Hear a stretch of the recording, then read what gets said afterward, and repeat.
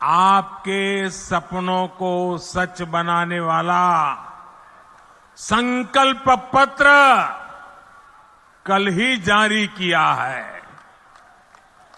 इस संकल्प पत्र में छत्तीसगढ़ की माताएं, बहनें, महिलाएं, यहां के युवा, यहां के किसानों को सबसे बड़ी प्राथमिकता दी गई है। और भाजपा का ट्रैक रिकॉर्ड है कि हम जो कहते हैं वो करके रहते हैं। छत्तीसगढ़ को भाजपा ने बनाया और मैं गारंटी देता हूं छत्तीसगढ़ को भाजपा ही संवारेगी।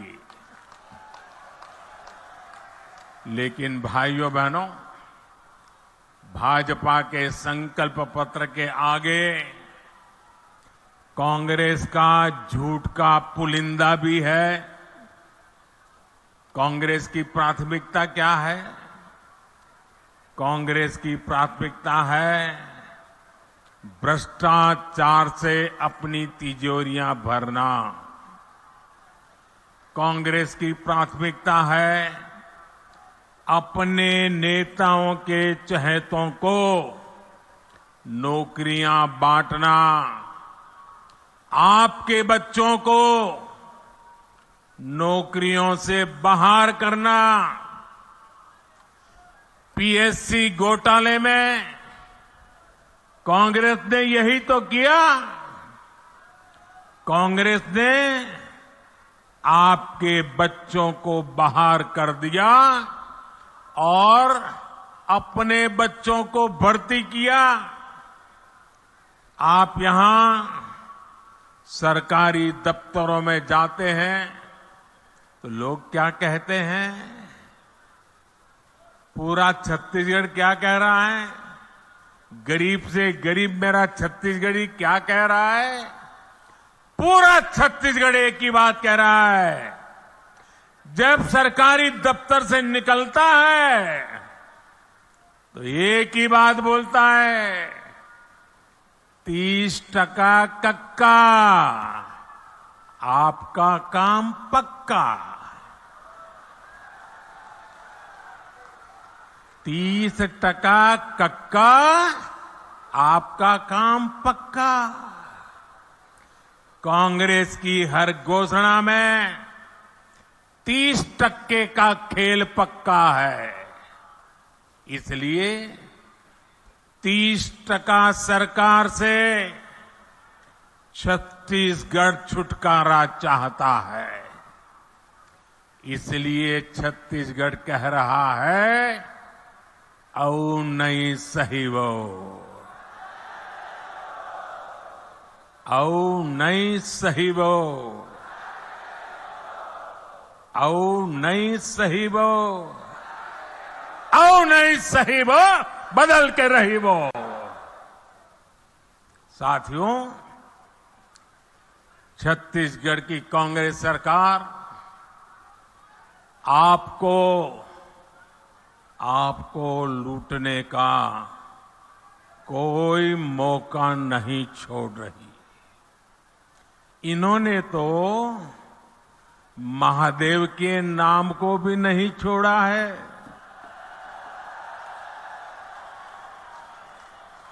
दो दिन पहले ही रायपुर में बहुत बड़ी कार्रवाई हुई है। रुपयों का बहुत बड़ा ढेर मिला है। लोग कह रहे हैं कि ये पैसा सट्टेबाजों का है, जुए का खेल खेलने वालों का है, और जो उन्होंने छत्तीसगढ़ के गरीबों को, छत्तीसगढ़ के नौजवानों को, उनको लूट करके जमा किया हुआ है। लूट के इसी पैसे से कांग्रेस नेता अपने घर भर रहे हैं। मीडिया में आ रहा है कि इस पैसे के तार छत्तीसगढ़ के उन तक जा रहे हैं। मालूम है ना किस तक जा रहे हैं, कहां तक पहुंच रहे हैं? छत्तीसगढ़ के लोगों को मालूम है ना कहां तक पहुंच रहे हैं? जरा जोर से बताइए कहां तक पहुंच रहे हैं?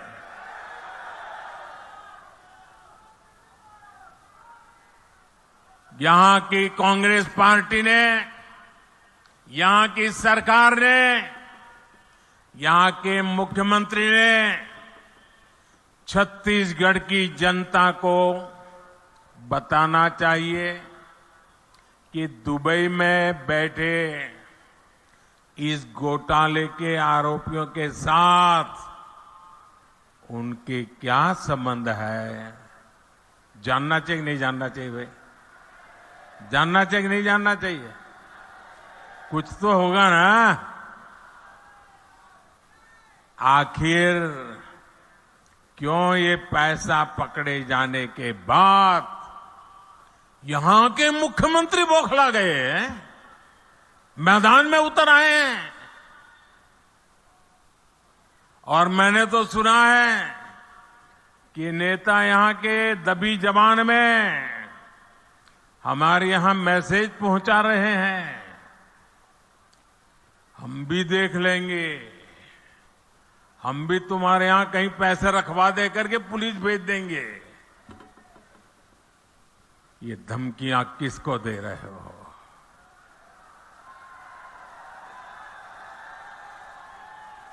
ये किसको डरा रहे हो?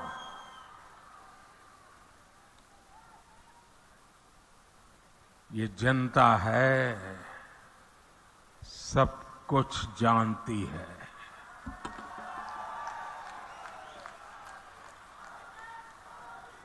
मोदी को तो ये कांग्रेसी दिन रात गालियां देते हैं। हर दिन मैं 2-2.5 किलो गालियां खाता हूं, लेकिन यहां के मुख्यमंत्री अब देश की जांच एजेंसियां, देश के सुरक्षा बल, उनको भी गाली देने लगे हैं। इन साथियों पर भी अनाप शनाप आरोप लगा रहे हैं। लेकिन मैं छत्तीसगढ़ के अपने भाइयों और बहनों को कहूंगा, ये मोदी है, गालियों से डरता नहीं है। भ्रष्टाचारियों का हिसाब करने के लिए ही तो आपने मोदी को दिल्ली भेजा है।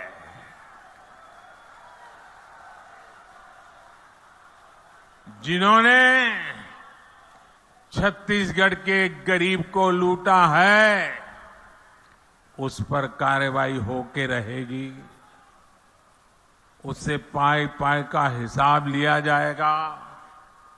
मेरे परिवारजनों, छत्तीसगढ़ की भ्रष्ट सरकार ने एक के बाद एक घोटाले करके आपका विश्वास तोड़ा है, छत्तीसगढ़ महतारी का अपमान किया है। पीएससी घोटाले और महादेव ऐप घोटाला तो चर्चा में है ही। कांग्रेस सरकार के रिपोर्ट कार्ड में घोटालों की कमी नहीं है। अगर मैं भी बोलने जाऊंगा हर घोटाले की वर्णन, तो शायद मेरा अगला कार्यक्रम लेट हो जाएगा। 2000 करोड़ रुपए का शराब घोटाला, 500 करोड़ रुपए का सीमेंट घोटाला, याद है ना? आपको याद है कि भूल गए हो? 5000 करोड़ रुपए का चावल घोटाला, 1300 करोड़ रुपए का गोठान घोटाला, 700 करोड़ रुपए का डीएमएफ घोटाला, 500 करोड़ रुपए का चावल कस्टम मिलिंग घोटाला, सैकड़ों करोड़ रुपए का कोरोना के सेस का घोटाला। छत्तीसगढ़ को लूटने का कांग्रेस ने कोई भी मौका नहीं छोड़ा है। मैं फिर आपको विश्वास दिलाता हूं, राज्य में भाजपा सरकार बनने के बाद ऐसे घोटालों की सख्ती से जांच की जाएगी। आपका पैसा लूटने वालों को जेल भेजा जाएगा। साथियों, कांग्रेस ने गरीब को धोखे के सिवाय कभी कुछ नहीं दिया है। हमारे देश का गरीब गरीबी हटाओ के नारे सुन सुनकर सामाजिक न्याय की थोथी बातें सुन सुनकर थक चुका था और इस वायदे के नाम पर कांग्रेस द्वारा साल दर साल, पीढ़ी दर पीढ़ी देश के गरीबों का भावनात्मक शोषण करते रहे। हर गरीब सोचता था कि कम से कम मेरा बच्चा तो गरीब नहीं रहेगा, लेकिन कांग्रेस के झूठे वायदों ने हमेशा उसे और उसके बच्चों को गरीब बना करके ही रखा। इसलिए भारत का गरीब आत्मविश्वास खो रहा था, निराशा के ढेर में दबा जा रहा था। कांग्रेस का सारा खेल सिर्फ और सिर्फ अपने परिवार के लिए और धन्ना सेठों के लिए है। गरीब उसके लिए सिर्फ और सिर्फ एक वोट है। इसलिए कांग्रेस गरीब की कभी कद्र नहीं करती। उसे गरीब का दुख दर्द कभी समझ नहीं आता और इसलिए जब तक कांग्रेस केंद्र सरकार में रही, वो गरीबों के हक का पैसा लूटकर खाती रही, अपने नेताओं की तिजोरी में भरती रही। मेरे भाइयों और बहनों, 2014 में सरकार में आने के बाद आपके इस बेटे ने गरीब कल्याण को अपनी सबसे बड़ी प्राथमिकता बनाया। हमने अपने गरीब भाई बहनों में ये विश्वास पैदा किया कि उनकी गरीबी दूर हो सकती है। वो जो गरीबी में जिंदगी जिए हैं, उनके बच्चों के नसीब में वो गरीबी नहीं रहनी चाहिए। हमने ऐसी ऐसी नीतियां बनाई कि हर गरीब अपनी गरीबी का, उस गरीबी को खात्मा करने का, उस गरीबी को पराजित करने का सबसे बड़ा सिपाही बन करके मोदी का साथी बन गया। भाजपा सरकार ने बहुत धैर्य से काम किया, बहुत ईमानदारी से काम किया। मोदी के लिए देश की सबसे बड़ी जाति एक ही जाति है और मोदी का ये बार बार कहना कि अगर मेरे देश में सबसे बड़ी जाति कोई है तो एक ही है, वो जाति है गरीब। जो गरीब है, ये मोदी उसका सेवक है, मोदी उसका भाई है, मोदी उसका बेटा है। भाजपा सरकार ने जो नीतियां बनाई, उससे आज देश में गरीबी कम हो रही है। हमारे सेवा काल में सिर्फ 5 साल में ही 13.5 करोड़ से ज्यादा लोग गरीबी से बाहर आए हैं। जो गरीबी से बाहर निकले हैं, वो आज मोदी को कोटि कोटि आशीर्वाद दे रहे हैं।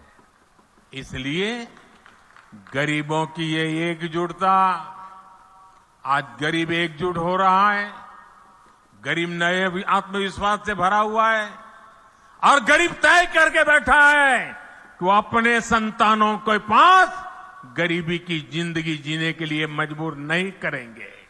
और इसलिए गरीबी की लड़ाई में, गरीबी को परास्त करने के लिए आज गरीब एकजुट हो रहा है। गरीब एक जाति के रूप में साथ आकर के कंधे से कंधा मिला करके गरीबी से बाहर निकालने के लिए मोदी की महासेना बन चुका है। लेकिन ये जो गरीबों की एकता है ना, गरीब ने जब अपनी एक ही जाति मान ली है गरीब, तो ये राजनीतिक दलों के पेट में चूहे दौड़ने लगे हैं। उनको लगने लगा है कि गरीब की एक ही जाति अगर इकट्ठी हो गई, अगर एक ताकत बन गई, तो ये आज तक झूठ चलाने वालों की दुकानें बंद हो जाएगी। ऐसे राजनीतिक दलों की दुकान चलाने के लिए उन्होंने नए खेल खेले हैं। अब गरीब को भी बांटना, गरीब की एकता को तोड़ना, गरीब के सपनों को विक्षिप्त कर देना, गरीब को ही आपस में लड़ा लेना, एक नया खेल शुरू किया है। इसलिए राजनीतिक दल गरीबों की एकता तोड़ने के लिए नए नए षड्यंत्र कर रहे हैं, नई नई भाषाएं बोल रहे हैं, जातिवाद का जहर वहां घोल रहे हैं। इसलिए मैं आज आपको इन सभी राजनीति दलों से आगाह कर रहा हूं, हमें गरीबों की एकता तोड़ने वाली हर साजिश को एकजुट होकर नाकामयाब करना है। हम गरीबों की एकता को मजबूत करना है, हमें मिलकर गरीबी को परास्त करना है। मेरे परिवारजनों, आत्मविश्वास से भरे हुए गरीब से, स्वाभिमान से भरे हुए गरीब से कांग्रेस नफरत करती है। कांग्रेस हमेशा चाहती है कि गरीब हाथ फैलाए, उसके सामने खड़ा रहे, इसलिए वो गरीब को गरीब बनाए रखना चाहती है। इसलिए केंद्र की भाजपा सरकार गरीब के लिए जो भी काम शुरू करती है, यहां की कांग्रेस सरकार उसे रोकने के लिए पूरी ताकत लगा देती है। आप देखिए, पूरे देश में गरीबों के लिए पीएम आवास योजना से करोड़ों गरीब परिवारों को पक्के घर मिल चुके हैं। इन घरों की रजिस्ट्री महिलाओं के नाम भी होती है, लेकिन छत्तीसगढ़ की कांग्रेस सरकार पिछले 5 साल से ठान के बैठी है कि मोदी को गरीबों के घर वो नहीं बनाने देंगी। मैं आपसे एक बात जरूर कहूंगा, जैसे आपने पिछले 5 साल से कांग्रेस का अन्याय झेला है, कांग्रेस के भ्रष्टाचार को झेला है, कांग्रेस के भाई भतीजावाद को झेला है, अब मेरे छत्तीसगढ़ के भाई बहनों, मुझ पे भरोसा करो। अब सिर्फ 30 दिन बाकी है, सिर्फ 30 दिन बाकी है, फिर आपको ये मुसीबत से मुक्ति मिलनी ही मिलनी है। 3 दिसंबर को नतीजे आएंगे और भाजपा की सरकार बननी तय हो जाएगी। मैं आपको गारंटी देता हूं, मैं आपको गारंटी देता हूं, भाजपा सरकार बनते ही छत्तीसगढ़ के लाखों गरीब परिवारों को तेजी से पक्के घर मिलेंगे। गरीब को शौचालय देने का काम हो, हमारी गरीब को मुफ्त गैस कनेक्शन देने का काम हो, हर घर नल से जल पहुंचाने का काम हो, भाजपा सरकार बनने के बाद ऐसे हर काम में तेजी ला जाएगी। और ये छत्तीसगढ़ की हमारी बहनों बेटियों को मोदी की गारंटी है। मेरे परिवारजनों, मैं आपके बीच से ही निकल आज यहां पहुंचा हूं। गरीब की चिंता करना मैं मेरा जीवन धर्म मानता हूं दोस्तों। ये मेरी चिंता है। जब कोरोना का संकट आया तो गरीब की सबसे बड़ी चिंता थी अपने बच्चों को खाना क्या खिलाएंगे। कोई भी मां खुद पेट बांधकर सो सकती है, लेकिन अपने बच्चे को भूख से बिलखता हुआ नहीं देख सकती। कोई भी पिता मजदूरी करनी पड़े तो करेगा, रात रात काम करना पड़ेगा तो करेगा, कोई भी काम करना पड़ेगा तो करेगा, लेकिन अपने बच्चों को भूखा नहीं देख सकता। लेकिन कोरोना महामारी में तो सब कुछ ठप पड़ गया था, पूरी दुनिया संकट में थी। तब मैंने तय किया कि किसी गरीब को मैं भूखा नहीं सोने दूंगा। और इसलिए भाजपा सरकार ने प्रधानमंत्री गरीब कल्याण अन्न योजना शुरू की। इस योजना की वजह से आज भी छत्तीसगढ़ के लाखों गरीबों को मुफ्त चावल और चना मिल रहा है। साथियों, प्रधानमंत्री गरीब कल्याण अन्न योजना सरकार के हिसाब से इस दिसंबर में पूरी हो रही है, लेकिन आपका ये बेटा जो गरीबी जी करके आया है, गरीबों के बीच से निकल करके आया। तो छत्तीसगढ़ के दुर्ग में हैं प्रधानमंत्री, जहां पर कांग्रेस पर वो निशाना साध रहे हैं। यहां पर इशारों में यहां पर भ्रष्टाचार का भी जिक्र करते हुए प्रधानमंत्री ने सीएम पर भी एक तरह से हमला बोला है और ये भी कहा है कि छत्तीसगढ़ को बीजेपी ने बनाया और हम ही इसे संभालेंगे। और आपको बता दें, छत्तीसगढ़ में बहुत जल्द चुनाव है, 2 चरणों में 7 और 17 नवंबर को यहाँ पर चुनाव है। 90 सीटों पर वोट पड़ने हैं। 3 दिसंबर को नतीजे सबके सामने आएंगे। उससे पहले चुनावी रैलियों का दौर जारी है।